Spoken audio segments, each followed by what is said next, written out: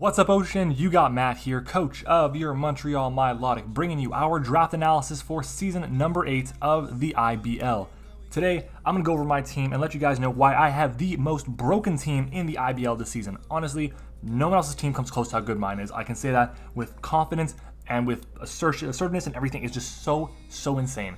Now, if you guys missed season 7 of the IBL, I was a substitution coach that actually went all the way to the finals, and unfortunately, we lost. We came in second place in the finals to the eventual champion, the Delta Gligars, and their coach, Platinum Howler. I'm so disappointed about that. I really am. And because of that, I'm dedicating the season as my revenge tour season. I'm out here looking for blood, gonna put in all the work to, one, make my team absolutely incredible and threatening, and just what I want to have the kill leader on my team. Honestly, I have a couple Pokemon that can definitely do it. One of them I think will do it. The other ones could come close if the other one struggles, but I don't think it will. And number 2 is I want to win.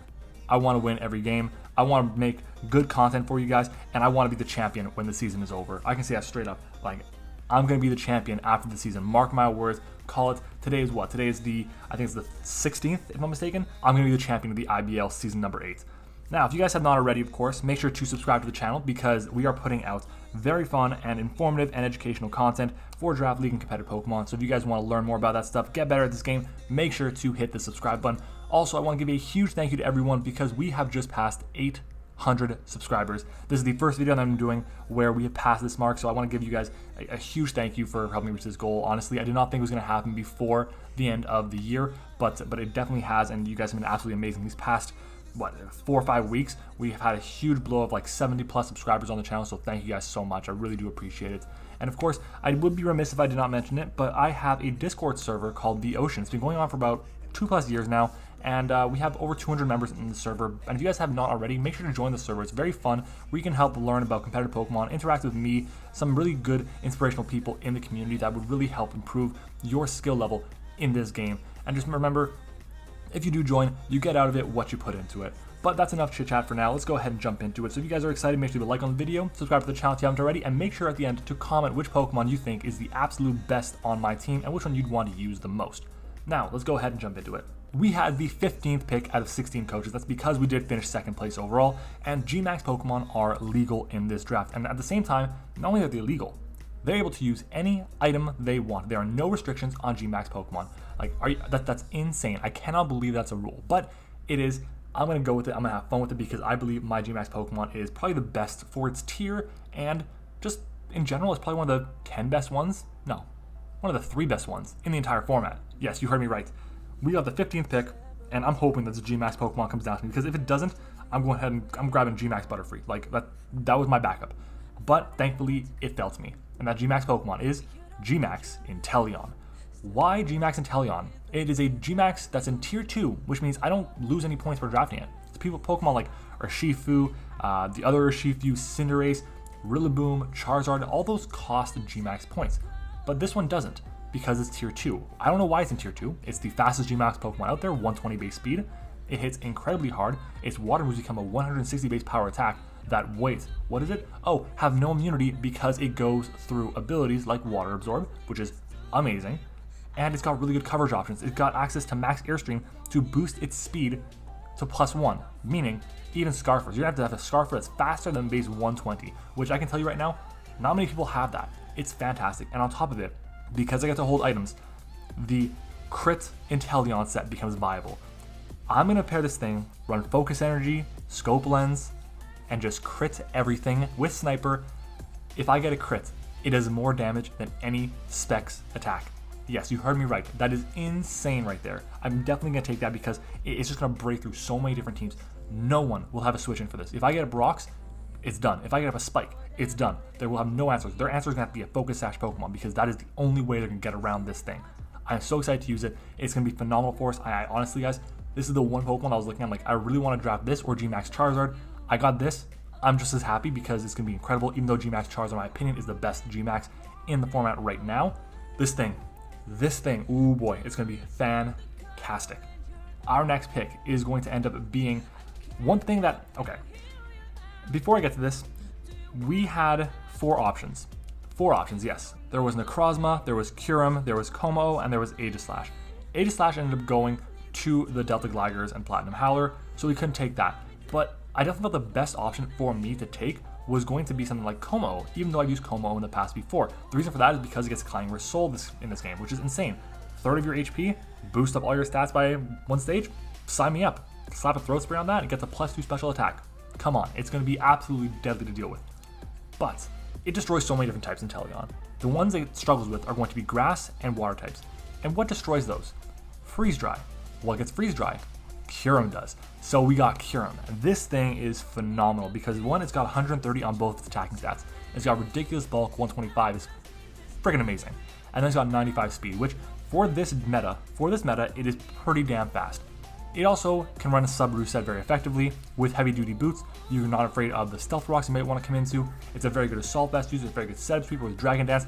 I'm very excited to see what we can do with Kyurem. Freeze Dry nukes the types that would want to come in and switch in on Inteleon, so I'm very, very excited to see what we can do with this Pokemon and just form an incredibly powerful special wall breaking core with these two. It's just going to be phenomenal. People are going to be trying to switch in on these things, but they will not be able to. I'm telling you guys, it's not going to happen. Our next mon is going to end up being a fantastic pivot for us that I want to draft for a long time in this generation. That's going to be Rotom Heat. Now, why Rotom Heat over something like Rotom Wash? Well, one, it resists more types, and with the fact that you don't have to worry about, very many rock moves, that's a very big benefit. We also have very good answers to water types on our team, being our Inteleon and our Kyurem. These things can take the water types very, very well, set up on them, just destroy them pretty easily. Rotom Heat is a phenomenal pivot. Ground types that would want to switch on this thing can't touch it unless they have Mold Breaker, and I believe the only ground type that has Mold Breaker, in my opinion, or from what I remember, is Excadrill, and Excadrill doesn't want to take a Overheat. This thing will pivot around on everything, set up slow Volt Switches, and just get me into Inteleon and Kyurem as fast as possible. It's a phenomenal Pokemon with Defog, with Nasty Plot, with Will-O-Wisp, Hex, Toxic, Thunder Wave, you name it, this thing is phenomenal. The only thing I wish it had was a better Fire-type move than Overheat, but an Eject Pack set is still very, very viable. Overheat, Eject Pack out, get into something else, and start breaking things. That is definitely a set I'm going to be running with the Rotom, believe it. Now, I have to make an announcement because I drafted a full team here. I drafted all 11 of my Mons. But then we had a free agency period, and I decided I'm going to make a free agency transaction. Even though I absolutely loved my team before, I thought it was insane, probably fit a bit better together than the adjusted team is, but a Pokemon became available that I had to pick up. I just had to. That Pokemon that I picked up is Aegislash. Yes. Now, in this spot originally, I picked up Cobalion. It gave me Volt Switch, gave me a Speed Tier, gave me a Fighting type and a Steel type. Fantastic. And Rocks. Aegislash provides me with another broken, disgustingly strong Pokemon, and at this point, who's going to be switching in on my offense? No one wants to. It's not going to happen. It can be physical or special. It's got 140 attack when it's in its Sword mode, 150 defenses when it's in its Shield mode, gets King's Shield, gets access to Shadow Ball, Flash Cannon, Gyro Ball, Close Combat, Sacred Sword, a Sub-Toxic set is viable. It's a very strong, unique Pokemon that is kind of unrivaled by many others. It's got 3 immunities, to Poison, to Normal, and to Fighting. That's insane. It's the weaknesses that it has, you have, I believe it's Dark, Fire, Ghost, and Ground. Looking at our team, we cover those pretty effectively to start. Obviously, Ghosts and Darks are still being a little problematic for us, but we do adjust for those. I love Aegislash. I think it's going to be fantastic. The way Josh is using it in the GDL is phenomenal, so I really wanted to give it a shot, and I think pairing it with these 3 other Pokemon is going to be phenomenal, and I wouldn't have picked it up if I felt it wasn't in the best interest for my team, and I definitely feel like our team now is really, really strong. Now, our next pick, again, at this point, I'm still drafting as if I have Cobalion here instead of the Aegislash, but this Pokemon is, I'm happy to have this thing on any team because it is fantastic. It is Krookodile. Krookodile is a Pokemon I want on my BBR roster. It gets Stab Knockoff, it gets access to Stealth Rocks, it's pretty fast at base 92 speed, Earthquake, Rock moves, I believe it gets Scale Shot now as well. It's a very strong Pokemon. Giving it access to Anger Point means if I want to switch in on Choice Band or Shifu Single Strike, this Pokemon can get the +6 attack and then Earthquake Sweep, everything at +6. Yeah, that's definitely a possibility. I feel like this Pokemon is insanely strong and is really underrated, even though it's a tier 2 Pokemon. It's a very, very strong Pokemon that people just say, okay, it's just Krookodile. If it got momentum, it'd be a lot better. And if it did get momentum, it would be a lot better. But this thing is very strong. And it does miss Pursuit, I'll give it that. But it's still a very good Pokemon. I'm excited to use it. I haven't used it in a long time, since BBL last season. And even then, I just basically used it as like a Stealth Rock lead because it was my only rocker. So I feel like now I have a much more well-rounded team to really make it successful. And let's go ahead and jump into our next Mon. Now, our next Mon is going to be something that I've used a lot. And if you're looking at, again, the Pokemon that wall Inteleon, you have grass types and you have water types.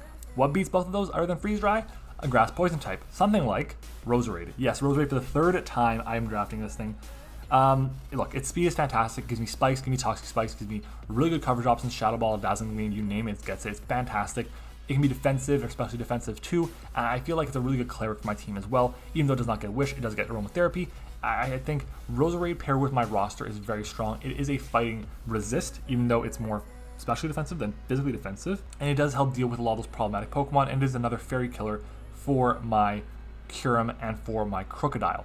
I think this Pokemon is extremely underrated, and for tier 3, I will definitely take it. I'm so excited to use it again. I really enjoy building with this Pokemon because it allows me to be really creative with my builds, and I love doing that. I love coming with funky EV spreads that really just, you look at them and they're like, what the hell? But they work.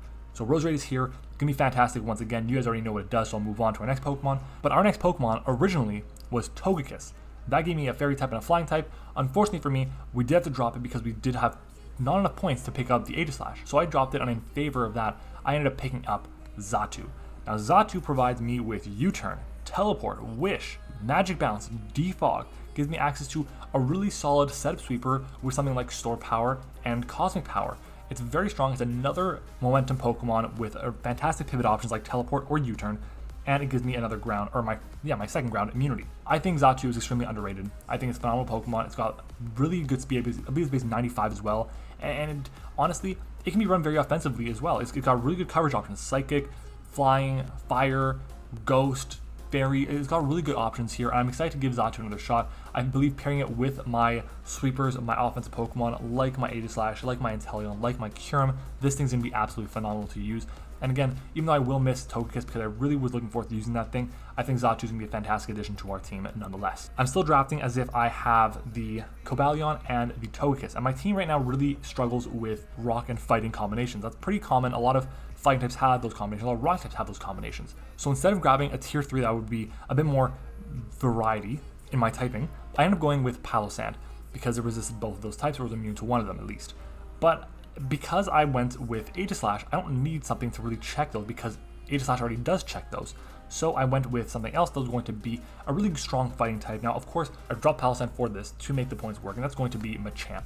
Now, Machamp is bulky as hell. It's only got 55 speed, which is a little bit unfortunate, but it's super strong. It's got priority options, it's got knockoff, close combat, it just has really good coverage options. It's a status absorber for my team as well.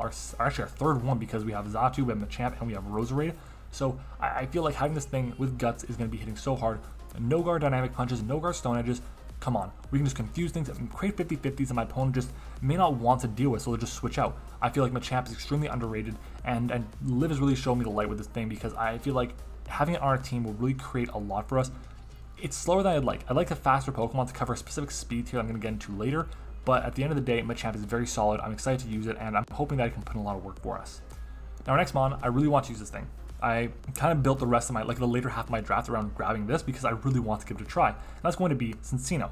Cinccino is insanely fast. 115 speed is fantastic, gives me another speed tier, getting closer to the Kyurem, which is at base 95, and between the Inteleon at base 120.